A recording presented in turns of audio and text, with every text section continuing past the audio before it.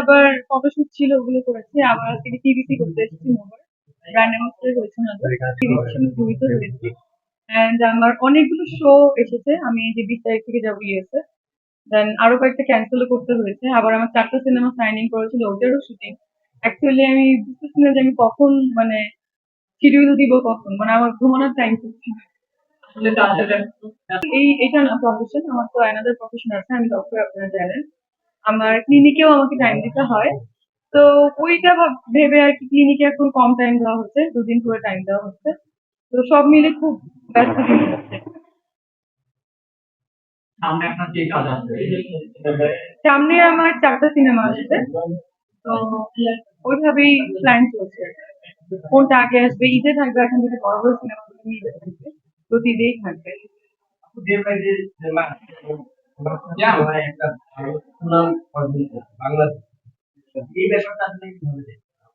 হ্যাঁ, সিনেমা তো বাংলাদেশে এখন অনেক চেঞ্জ, অনেকদিন আগে থেকে চেঞ্জ ছিল, এখন আরো ভালো হোক।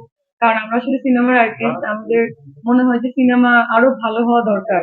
যেমন হচ্ছে এরকম একটা ট্রেন্ড থাকুক, মানে একটা মানে ইয়ে থাকুক আর কি, যেমন একটা লড়াই শুরু হয়েছে, এটা ভালো হচ্ছে, ওটা ভালো হচ্ছে, এই ওকে নিয়ে লিখছে, এটা কিন্তু খুব ভালো একটা গুড বাই। বাট একটা জিনিস হচ্ছে খারাপ লাগে যে আমাদের দেশে এত ভালো ভালো শুধু শুধু আর্টিস্ট থাকছে, কেন দেশের বাইরে থেকে আর্টিস্ট আনছে। কদিন আগে একজন আমাদের অভিনেত্রী ছিলেন, সেও এই কথাটা বললেন। তো মানে এটা আসলে খুব দুঃখজনক। মানে আমাদের দেশের সব আর্টিস্টই কিন্তু সুন্দর, এক একজন এক এক রকম সুন্দর যারা কাজ করছে। তো তাদেরকেও যদি মানে সুযোগ দেওয়া হতো, অনেক ভালো কাজ করতে পারতো। দেখেন একসময় কিন্তু সাকিব ভাইয়াকেও বলা হতো যে ভালো লাগছে না, কিন্তু এখন দেখেন সে কিভাবে চেঞ্জ হয়ে এসেছে। সবাই কিন্তু এখন সাকিব খান ছাড়া কিন্তু কোনো কেউই নাই, আসলে কোনো হিরোরই দেখা যাচ্ছে এখন বেল পাওয়া যাচ্ছে না। সরি টু সে দ্যাট, মানে একটা অন্য ব্যাপার। তো আমাদের প্রতিটা আর্টিস্টকে যদি ওভাবে ইউজ করা হয়, সবাই কিন্তু ভালো করতে পারবে। শুধু যে দেশের মানে যেমন নায়িকা নিলে যে নায়ক দেশের বাইরে হতে পারে, এটাও কিন্তু হতে পারে, ভালো হয়।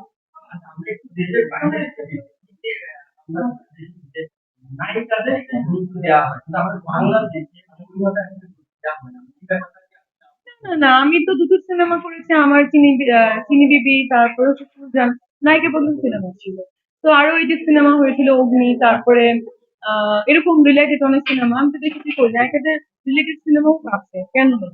অবশ্যই আছে, হবে। তো আসলে বাংলাদেশ না, এশিয়া মহাদেশে আসলে নায়ক প্রধান সিনেমাটাই বেশি চলে, এটা আসলে বাংলাদেশের দুঃখ।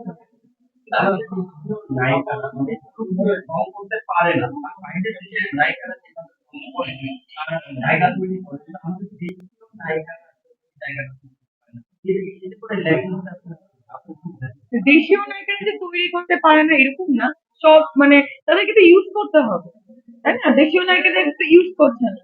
যেমন শাকিব খানকে ইউজ করা হচ্ছে, সুন্দরভাবে প্রেজেন্ট করা হচ্ছে, তার যে লুক, তার যে স্টাইল, মানে কেজিএফ বলছে কেউ, কেউ বলছে রণবীর রণবীর কাপুরের মধ্যে স্টাইল করেছে, মানে সবকিছু ওইরকম একটা ভাইব তৈরি করতে হবে নায়িকাদের, তাই না? বলতে হবে যে আপনাকে এরকম হতে হবে, এরকম হতে হবে, ডেডিকেশন তো আগে তো নিতে হবে, তারপর তো বলতে হবে তুমি এরকম হয়ে আসতে পারো কি।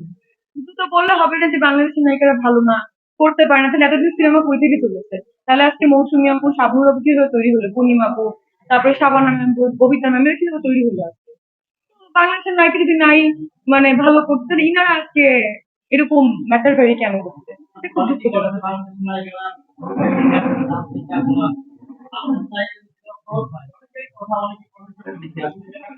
না, আমি কিন্তু আমি ছোটবেলায় 3 বছর বয়স থেকে আমি নাচ শিখেছি। তারপর অভিনয় শিখেছি, আমি বম্বেতে আমি কোর্স করেছি 2 বছর। তো মানে এটা তো ইউজ করতে হবে, ডিরেক্টরদের তো ইউজ করতে হবে আর্টিস্টদের। আর্টিস্ট তো ডিরেক্টরকে ইউজ করতে পারবে না। তো ডিরেক্টর যেরকম চাইবে আর্টিস্ট কিন্তু সেরকমই শট দিবে। কিন্তু ডিপেন্ডস অন ডিরেক্টর, শুধু আর্টিস্টদের দোষ দিয়ে কিন্তু লাভ নেই।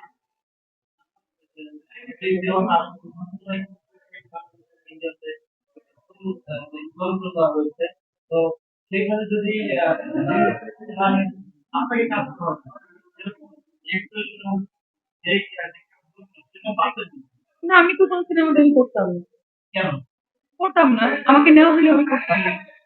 কারণ কাউকে বাদ দিয়ে আমাকে নিবে এটা আমি করতাম না, আমার জন্য যেটা তৈরি হবে আমি সেটাই করবো।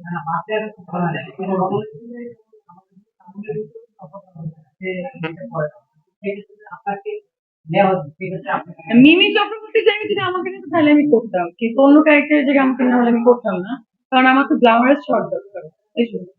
আর আমার জন্য যেটা তৈরি হবে আমি সেটাই করতাম, বাট তারপরে আমার মনে হয় না আমি তো পারফেক্ট করতাম, আমি আমার সিনেমাই করতাম, যেটা হয়ে গেছে সেটা নিয়ে তো আর বলে না।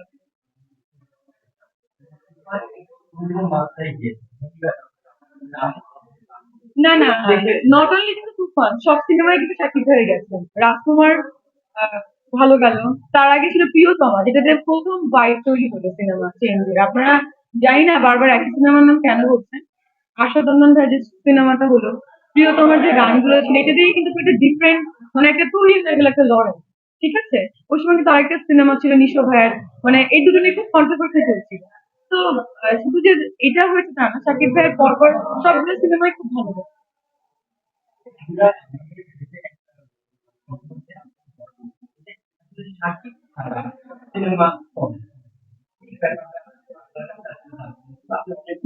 শাকিব খান তো আসলে দেখেন, আমি প্রডিউস করেছি 3টা সিনেমা, আমার হাউস থেকে হয়েছে।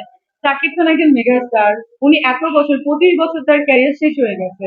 তো তার তো একটা অন্য জায়গা থাকবে, তাই না? পুরানো এতদিনের আর্টিস্ট, তার তো একটা অন্য জিনিস থাকবে, যারা নতুন তাদেরকে কয়জনই চিনি, যারা পুরানো চিনে, বা তার যে সিনেমাগুলো সে করেছে, তার যে লুক, সে নিজেকে তৈরি করতে পারে, চেঞ্জ করতে পারে।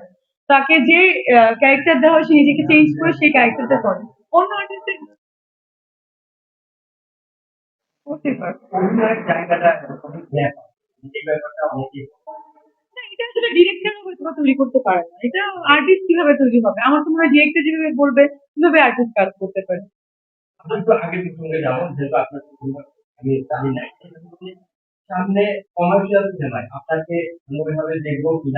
আমি তো সব কমার্শিয়াল সিনেমাই করি ম্যাক্সিমাম, আমার তো কমার্শিয়ালের বাইরে কোনো সিনেমাই নাই। আমাকে বরং, যেমন আমি অমিতাভ রেজা ভাইয়ের মাঝখানে একবার কথা হয়েছিল, তখন আমাকে বলছে তুমি তো কমার্শিয়াল সিনেমাই করো। আমি বলছি, "না, আমি একটু ডিফারেন্ট ট্রেন্ডের সিনেমা করতে চাই।" সবাই খেলে আমাকে দেখলে কমার্শিয়াল জিনিসটাই দেখে, আমি তো অ্যাক্টিং এর জায়গাটা আমি দেখাতে চাই মানুষকে, এটাই। আমি তো কমার্শিয়াল সিনেমা এখন যে 4টা করছি সবই কমার্শিয়াল।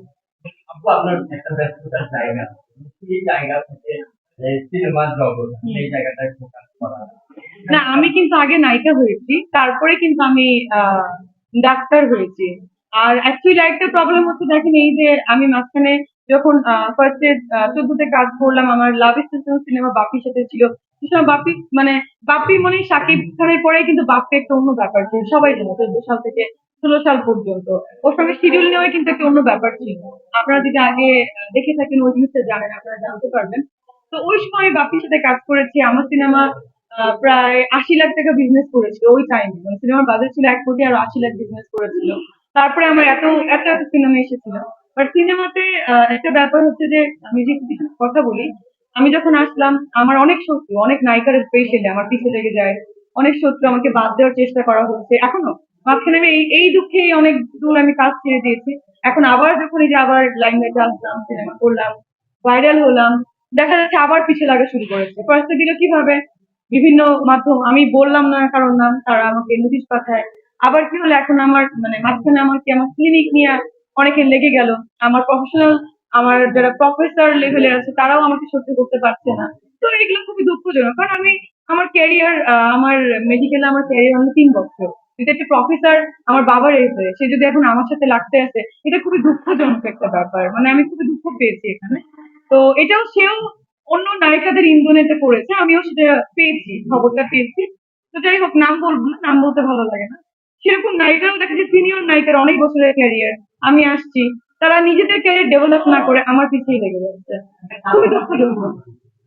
মনে হয়, আমার মনে হয় যে আমি মনে হয় তাদের থেকে অনেক সুন্দর, বা আই হ্যাভ, মানে মোর দ্যান, মানে তাদের থেকে বেশি কোয়ালিটি ফুল, এই জন্য মানে কেন লাগবে এত নায়িকা থাকতে। আমি না জানি না, আমি কিন্তু নর্মালি কথা বলি, সেদিনও ফুটবল টুর্নামেন্টে গেলাম, নর্মালি কথা বললাম। আর ডে 1-এ যখন আমি এই হাউসে আমি শুটিং শুরু করেছিলাম বাপির সাথে লাভ স্টেশনে, আমি জানতাম না যে আমি ওই সিনেমার নায়িকা হচ্ছি। তো ওই সিনেমা অনেক নিউজ হয়ে গেল। তো এটা আসলে হয়তো বা, জানি না, লাক হতে পারে, ভালো খারাপ দুটোই। বাট আমার তো মনে হয় আমরা আর্টিস্টে কেন কাজ করি, লাইমলাইটে থাকার জন্যই কাজ করি। It's okay.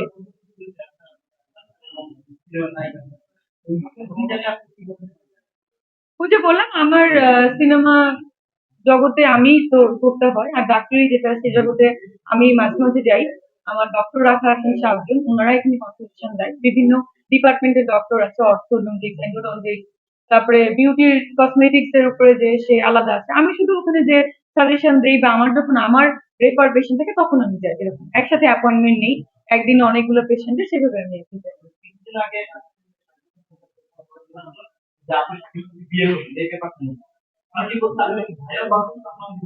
আমি তো এখনো তার নাম ইউজ করি না, আমি বলেছি আমি সেলিব্রিটি বিয়ে করবো বা সেলিব্রিটির সাথে আমার বিয়ে হয়েছে। এখন কোন সেলিব্রিটি আমি তো বলিনি এটা হিরো বা প্লেয়ার বা ডিরেক্টর বা প্রডিউসার, এনিওয়ান, আমি তো এটা বলিনি। আমি নেক্সট ইয়ার বিয়ে করার প্ল্যান আছে। নেক্সট ইয়ার একটু নিজেকে বুঝাই, আমার কয়েকটা সিনেমা আবার রিলিজ হোক তারপর যাই, যে আমাকে ভালোবাসে তাকে আমি বিয়ে করবো। এটা তো ওভাবে দেখা যায় না, দেখেন অনেক হাই প্রোফাইলের ছেলে আছে ক্যারেক্টার ভালো না, তাদেরকে আমি বিয়ে করবো না। আর অনেক হাই প্রোফাইল লো প্রোফাইলের আছে তারা ভালো, বা তাদেরও আমি করবো না। সে তো বলা যাবে না, সব বললে তো জেনেই যাবে।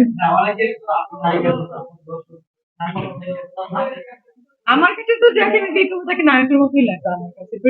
মানে কি বলে, এটা হচ্ছে পারসেপশন, আমার পার্সোনাল। তো কার কাছে কেমন লাগবে এটা তুমি জানি না।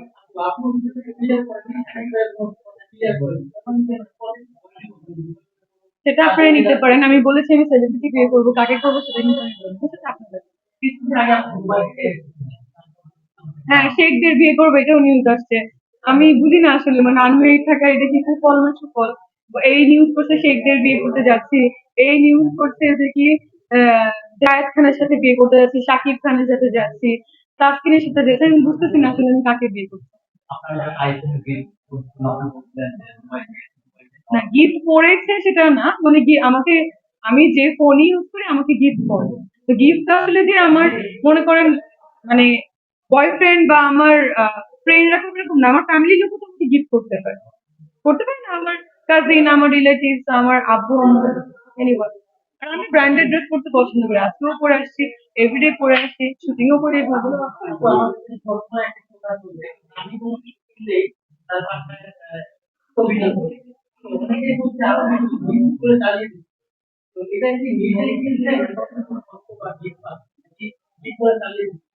জামা গিফট পাইলে কি কোনো অভিযান চলা উচিত? জামা কাপড়, জামা নিয়ে বিক্রি করতে পারবে, তাহলে আমি এনে দিচ্ছি। না না, আমার কাছে আমার যা ফোন, দুটো ফোন দেখাই যায়, এর বাইরে কি?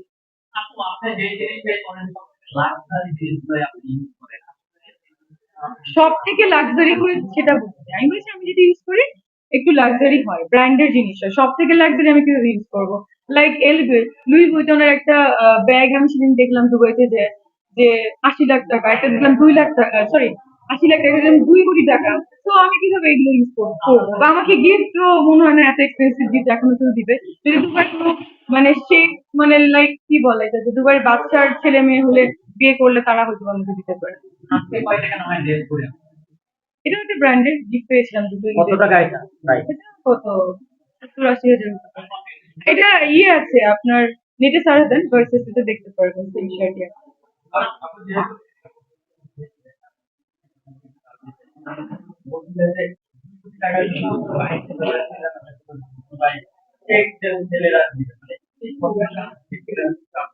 না, দিলে তো অবশ্যই নিবো, কেন নিবো না? গিফট তো খারাপ কিছু না, গিফট নিবো। আগে রিলেশনশিপে যাই, তারপরে দেখা যাবে। এখনো কি আপু রিলেশন জান নাই আপনি? না, ওই যে সিঙ্গেল সেক্ষেত্রে আছেন? না, এটা তো বলা যাবে না আমি কার সাথে গেছি কি যাই নাই, মানে আমি বললাম ফরেন এক্সাম্পল, তারা নাকি ওই ফ্যামিলির জন্য, রয়্যাল ফ্যামিলির জন্য তারা এক্সক্লুসিভ জিনিস বানায়। আমি সেটা বলেছি, আমি দেখে এসেছিলাম, তারা রয়্যাল ফ্যামিলির জন্য এক্সক্লুসিভ গিফট বানায়, মানে জিনিস বানায়। তো আমার তো শখ আছে ওরকম একটা গিফট আমি ইউজ করি যদি আমাকে কেউ দেয়, কিন্তু আমার তো ক্ষমতা নেই ওটা আমি কিনতে পারবো, আমি এত টাকা ইনকাম করি না। হ্যাঁ, আমার তো অনেকে লাগে।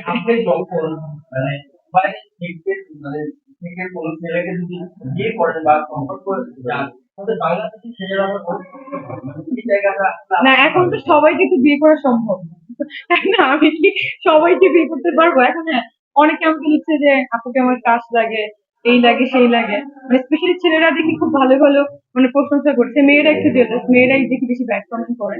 তো ভালো, বিষয়টা ভালো লাগে, মানুষ ট্রাস্ট বললে খারাপ লাগার কিছু নেই। আপু আপনি একটা ইন্টারভিউতে বলেছেন যে দুবাইয়ে শাকিব খানের সাথে আপনি দেখা করেছেন। দুবাইতে আমি কোনো হোটেলে তো সাথে দেখা করিনি, আমি বলছি ইন্ডিয়াতে আমার সঙ্গে দেখা হয়েছিল। তাই ইন্টারভিউতে বলেছে। না, দুবার কথা ভাই। শুরু থেকে অর্থাৎ আপনার মহত্ব থেকে এখন পর্যন্ত প্রমাণ পেয়েছেন। অনেক প্রেমের অফার পেয়েছি, এখনো পাই, ডেইলি পাই। অনেক হবে ভাইয়া, এটা চাই না, অনেক হবে। যার সঙ্গে একটু ভালো করে কথা বলি সেই প্রেম করতে চাই, এই জন্য মানে ফ্রেন্ড কমিয়ে দিয়েছি। হুম? না, অনেকে তো মেসেঞ্জারে, তারপরে মেসেজে ভালো লাগে বলে, অনেকে কোচিং এ ভালো লাগে বলে, মানে যখন কোচিং এ পড়তাম ছোটবেলায়, স্কুলে পড়তাম, সেটা তো আলাদা ভালো লাগা বলে, ভালোবাসা সেখান থেকেই তো শুরু আর কি। এই ব্যাপারটা কেমন লাগে আপনার? ভালো লাগে, মজা পাই, কিন্তু আমার বিরক্ত হয় এখন, খুব বিরক্ত লাগে, কারণ সবাই যদি ভালোবাসতে চায় তাহলে তো ফ্রেন্ড হবে কে? কলেজের কোনো টিচার টিচারও তো অ্যাভেলেবেল, ম্যাক্সিমাম টিচারই মানে দেখা যায় বলতে চাই, কিন্তু যে একটা টিচারের নামে আমি বলেছিলাম ওটা তো প্রেম না, ওটা অন্য কিছুর অফার ছিল। আর তখন আমি বলতে চাইনি বা বলিনি, কারণ আমার তখন পড়তাম, আমি একটা মানে বিয়ে কি বলে এটাকে, ডেন্টালে আছে, একটা মেডিকেলে আছে, আমার রেজিস্ট্রেশন পেতে হবে, দ্যাটস ওয়াই আমি ওটা স্কিপ করে গিয়েছিলাম। বাট তখনকার আমি সাফিনাতে হয়েছিলাম, এটাও আবার মানে এনশিওর করি সবাইকে, আমি যেখান থেকে পাস করেছি মেন্ডি ডেন্টাল কনসোনাস শিকদার মেডিকেলের, এটা এখান থেকে কোনো প্রবলেম হয়নি আমার। এখানে আমি পরে গিয়েছিলাম, আমি পাস করতে পারছিলাম না বলে এখানে গিয়েছিলাম। আমার প্রবলেম হয়েছিল সাফিনাতে। আপনার তো আমার এসডিএম এর একটা টিচার ছিল, ওই টিচারের সাথে। বাট আমি নাম উইথ ডিউ রেসপেক্ট আমি নাম বলতে চাই না, যেহেতু অনেকদিন আগের ব্যাপার। বাট আমি কেন সবাইকে এই কথাটা বলেছিলাম, কারণ আমি চাই না কোনো মেয়ে বা মেডিকেলে কিন্তু অনেক হ্যাসেল বা হ্যারাসমেন্টের শিকার হয়, অনেক টাকা পয়সা নেয়, তারপরে অনেক কিছু এরকম হয় পাস করানোর জন্য, অনেক কিছু স্যাক্রিফাইস করার ব্যাপার থাকে। তো এগুলো না করতে পারে তখন ফেল করানো হয়। এটা আমি সবাইকে মানে একটা বার্তা বলতে পারেন, মেসেজ দেওয়ার জন্য কথাগুলো বলেছেন, এটা কিন্তু কোনো খারাপ বিষয় না। এবং এটা আপনারা চাইলে তদন্তও করতে পারেন কলেজে, যে আমার যারা ফ্রেন্ড ছিল ওই দিন তারা সবাই কিন্তু জানে, এবং ওই টিচারটাকে তখন 4 মাসের মতো সাসপেন্ডও করা হয়েছিল। কিন্তু ওই টিচারের বা যারা ক্লোজ ছিল তারা সবাই আমাকে মানে কি বলে নিয়মিত ভাবে ফেল করাচ্ছিল। তখন আমি না পেরে পড়াশোনা ছেড়ে দিয়েছিলাম, এই মিডিয়াতে ঢুকলাম। আমি তো মিডিয়াতে ঢুকতাম না, আমার যদি এই ফেলটা না করাতো, আমার কোনো ইচ্ছাই ছিল না আমার মিডিয়া করার বা আমার বিজনেস করার। আমি তখন দেশের বাইরে চলে যাওয়ার ইচ্ছে ছিল, পাস করে ইউকেতে চলে যাবো, এই হচ্ছে। আপু শাকিব খানের তুফান ছবিকে আপনি দেখেছিলেন? বুঝিনি। আপু শাকিব খানের তুফান ছবিকে আপনি দেখেছিলেন? না, আমি এখনো দেখিনি, আমি দেখবো পরে দেখবো। হুম।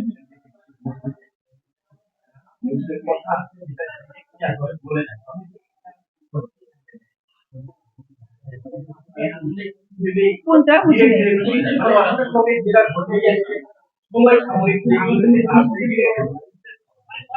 স্ট্রেট ফরওয়ার্ড বলা কি ভালো না? সব কথাতে স্ট্রেট ফরওয়ার্ড বলেই ভালো।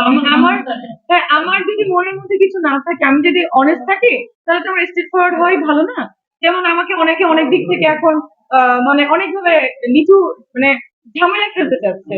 লাইক হচ্ছে কেউ সিনেমা নিয়ে ঝামেলা ফেলতে যাচ্ছে, কেউ আমার মেডিকেল প্রফেশন ঝামেলায় ফেলতে যাচ্ছে, কেউ দেখা যাচ্ছে আমার কি বলে আমার বিজনেস ঝামেলায় ফেলতে চাচ্ছে, এরকম অনেক ঝামেলায় ফেলতে চাচ্ছে। কিন্তু আমি যদি আমার জায়গায় অনেস্ট থাকি, ক্লিয়ার থাকি, যে আমি এই জিনিসটা এখান থেকে পেয়েছি, আমি এই পেশেন্টের এই কাজটাই করেছি, বা আমি এই নায়কটাকে নিয়ে এই কথাটা বলি নাই, তাহলে তো আমার স্টেপ ফরওয়ার্ড থাকাটাই বেটার, কারণ আমি তো অনেস্ট, আমি নিজে জানি।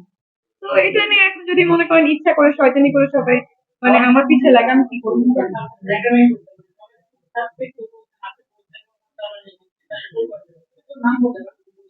কি বুঝিলেন? আপনি কোথায় দেখছেন? আপনার নাম কি? আপনি কিন্তু এর আগে থেকে দুই বা তিনবার করে কেমন কোন প্রশ্ন করছেন, আমার পছন্দ হচ্ছে না।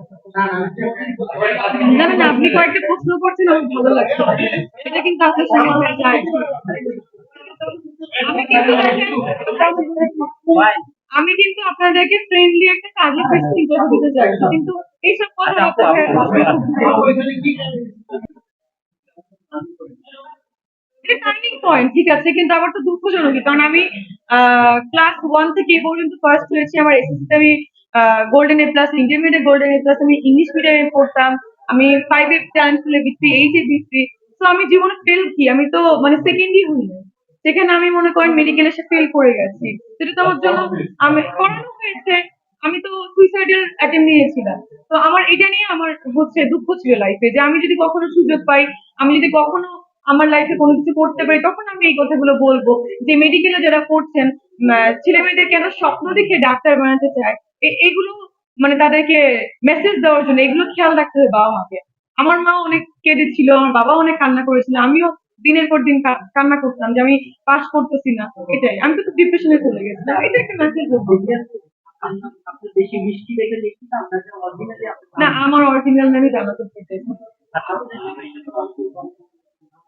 মানে এখন তো দেখছি আমার নামের সঙ্গে মিলিয়ে অনেকে নাম ডাকছে, তো আমি খুব মানে বিরক্ত। আমার কিন্তু একেবারে ইসে লেখা, কি বলে, আমার এনআইডি তে লেখা জান্নাতুল ফিরদৌস মিষ্টি। তো ওইটা শর্ট করে আমি আমার ফেসবুকে লিখেছিলাম মিষ্টি জান। এই হচ্ছে ব্যাপার। আচ্ছা আপু, আপনি এত সুন্দর হচ্ছেন এটার পিছনে রহস্যটা কি? কি হচ্ছে? এত সুন্দর আপনি এটার পিছনে রহস্য কি? না রে, আমি যাই না, ওই উঠে মিল খাচ্ছি এই জন্য হয়তো। হ্যাঁ, এটা নোভা নোভা কোম্পানি একটা টিভিসি করছি, অনেকগুলো প্রোডাক্ট নিয়ে আমরা একটা কাজ করছি, এবং এখানে কি বলে আমি এটা ব্র্যান্ড অ্যাম্বাসেডর হিসেবে কাজ করছি। এই তো। এই যে অনেকে আমাকে প্রশ্ন করেন টাকা কই পাই, দেখেন এখানে কিন্তু আমাকে অনেক হিউজ পেমেন্ট করা হয়েছে। তো টাকা কই পাই দেখেন, এটা দেখে আমি ভালো শার্ট কিনতে পারতাম, পারি না। এখানে আমাকে প্রায় নিয়ে 4 লাখের কাছাকাছি পেয়েছে।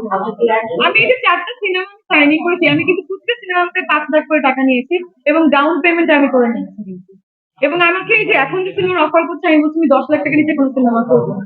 তো আমি যদি মনে করেন এরকম 5টা সিনেমা সাইনিং করি, কত টাকা হয় যদি করি আমি? 50 লাখ। তো আমি কি নিজে ইনকাম করি না? সাধারণত একবারই পরে ইন্টারভিউ দেই, পরে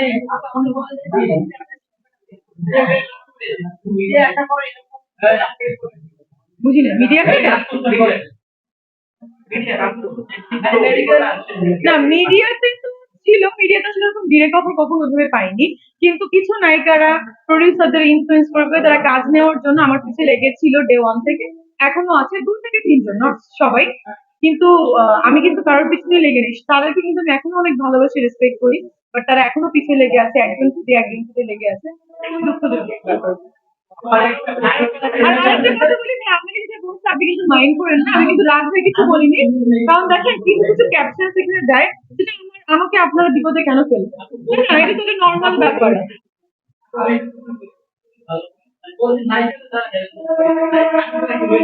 না না না, কোনো নায়কই না, সব নায়ক আমার ফ্রেন্ড।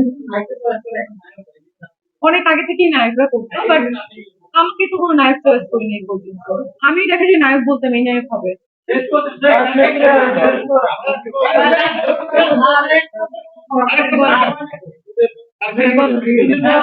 ভাই তুই তো কাজ করেন না? না, উনি তো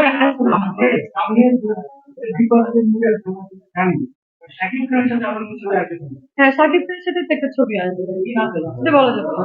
আসবে অবশ্যই। আমার তো সব সিনেমা এখন বিগ বাজেটেরই আমি করেছি, একটা আমি, আর এই পর্যন্ত যেগুলো আমি করেছি কোনোটাই বিগ বাজেটের নিচে ছিল না। একটা ছিল শুধু ছিল করোনার ভিতরে করেছিল ফুলদেন, আর একটা সিনেমাও ছিল না।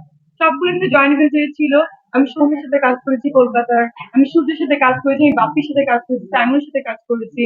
আমি আমি তো সব প্রমিনেন্ট আর্টিস্টের সঙ্গে কাজ করেছি। তো